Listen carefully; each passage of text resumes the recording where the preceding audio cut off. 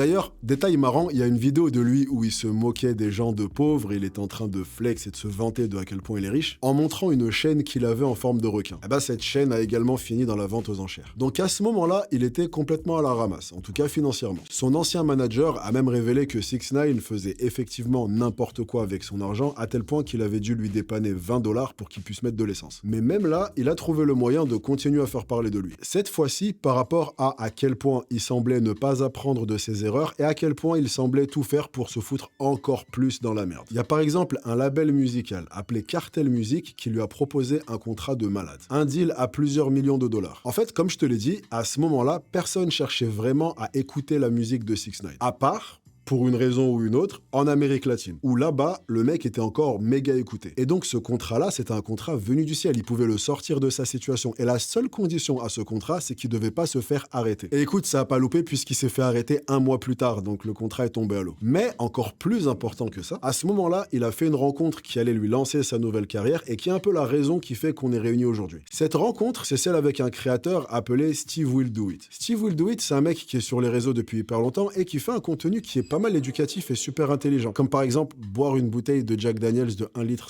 cul sec. Les deux se sont liés d'amitié. 6ix9ine a commencé à participer à ses vidéos et à ses streams, et donc les gens ont pu encore plus découvrir 6ix9ine. Plus seulement par des petites stories rapides, mais sur des vidéos long format. Et à ce moment-là, on s'est rendu compte qu'en fait, le mec est encore plus drôle qu'on le pensait à la base.